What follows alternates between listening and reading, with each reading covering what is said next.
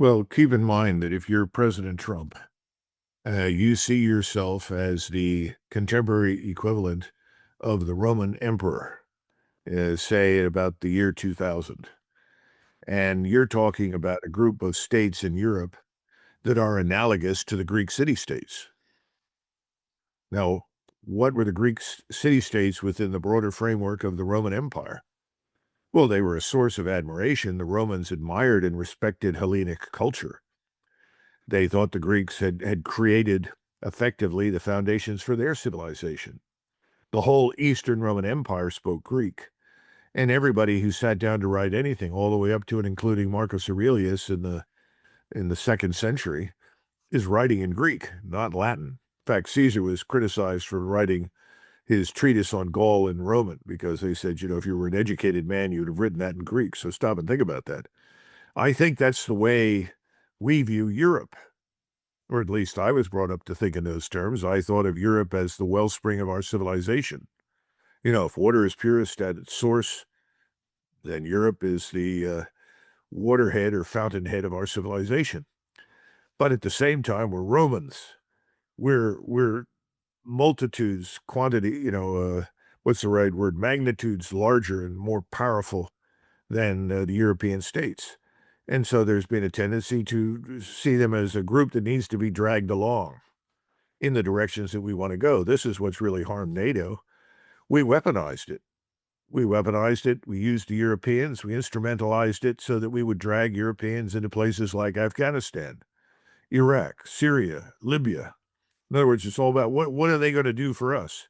And the European states, which ensured that they would become increasingly weaker and weaker over time by dismantling their military power, they said, well, it's in our interest to make the Americans happy and be their friends and supporters, which they did.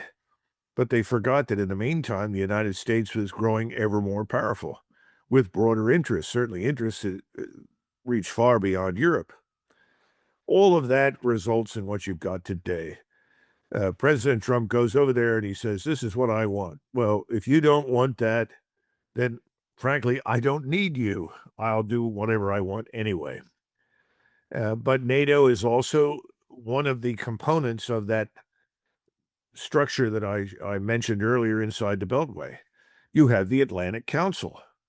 Everybody worships NATO at the Atlantic Council. Oh, this is the totem. This is the we sacrifice to it. We love it. We pray to it, and it's ours, and it brings us lots of money.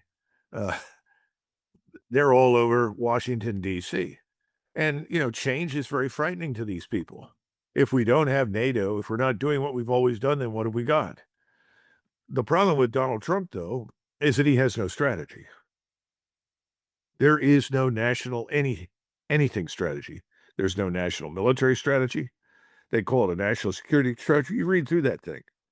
It's just an expression of hope and, wishes.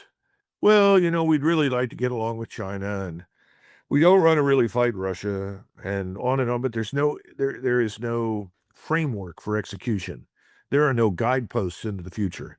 There are no systematic means of changing the way we do business because nobody really wants change. And if you say you're actually going to change something, 10,000 people will stand up in the Congress in some other corner of Washington, D.C. and stage a demonstration against you. What I'm trying to say is that when you have no strategy, any road will take you to your destination. And so we've had two destinations, Venezuela and Greenland, neither of which directly impinge on our interests in other areas, although you could argue Greenland belongs to Denmark. Yes, that's an issue. But, who are the Danes? How many people live in Denmark? You're back to this age-old problem in Europe when Napoleon was approached and told, the Pope won't like what you're doing. And he turned around and he said, how many battalions has the Pope got? Shut up, get out of my way. It's kind of that sort of arrogance right now. It's quite real. And it's unattractive, but it's real because it's truthful. This is something I don't know if we discussed this before, but I've told people repeatedly. The great tragedy in Europe over many centuries is that you did not coalesce many of these tribal communities into a larger entity. We're talking about Denmark. Very few people realize that after 1866, the King of Denmark actually approached Bismarck and asked him whether or not Denmark could join the North German Confederation. Now, today, Danes would say, oh, that's impossible. That would never happen. No, it happened. And Bismarck sat down with the King of Prussia. The King of Prussia said, well, look, we've got 2 million Poles right now, or almost that number. We don't want anybody else inside the country that's going to raise hell with us because we're ultimately Germans. We speak German. And he said, everybody likes the Danes. I like the Danes. Moltke, the great chief of the Prussian general staff, was a Dane by origin. Everybody likes the Danes, but, the Danes, they'll want to have their own holidays. They'll have their own little traditions. They'll insist on speaking Old Norse, this kind of thing. And so they turned the Danes down. Well, if history had progressed along the lines that it has elsewhere, all of Scandinavia would have been united with Germany at some point, just as Austria was brought in. We have all these little tribal groupings now. We have the Czech tribe. We have the Slovak tribe. How do you run a continent that way, where you're treating little tribes of larger family groups as sovereign individual entities? And I think in Washington, Trump may not understand this, but that's a source of frustration for him. And so he says, what the hell am I bothering with these people for? Now, I'm not saying that's right or wrong, but what I'm trying to point to are some realities. There was someone in the Danish parliament when I was at SHAPE, I think this was 1998, who actually put forward a recommendation that the Danes should start speaking English as a first language. Of course, that was voted down, but his argument was, who's going to speak what we speak? We might as well come to terms with English. English is modern Germanic. Okay, we dropped the vowel problem. We eliminated the endings. We don't have any more definite articles. We don't have to go through all the grammatical mess. But the point is, again, Europe is a very strange place. Almost everywhere else in the world, these small pockets have been subsumed into larger entities. I think that will eventually happen, whether the people in Europe like it or not. There was a solution. We did have a solution before 1914. It was not perfect, but it worked.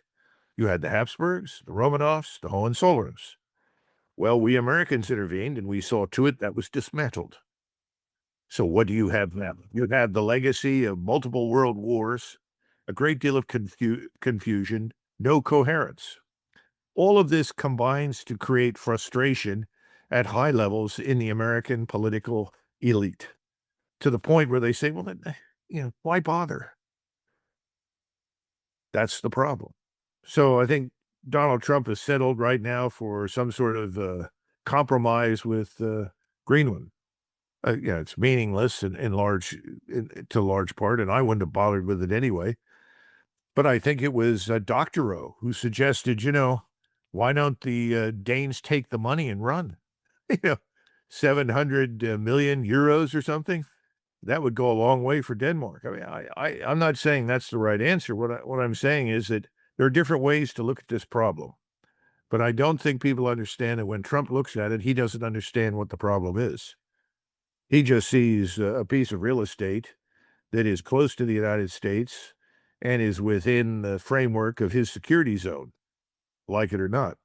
And then, of course, you have this other group. You've heard these people all the time. They say, I know you've heard this, Glenn. We don't want any more balance of power politics. It's wrong. There are no spheres of influence. Okay, great, fine. Thanks very much. Completely out of touch with reality. We know certain states live within the sphere of influence of larger states. It's a fact. So, on the one hand, you have Europe that wants things in a way that are not sustainable. And you have the United States, led by Trump, who goes off on a tangent about Greenland.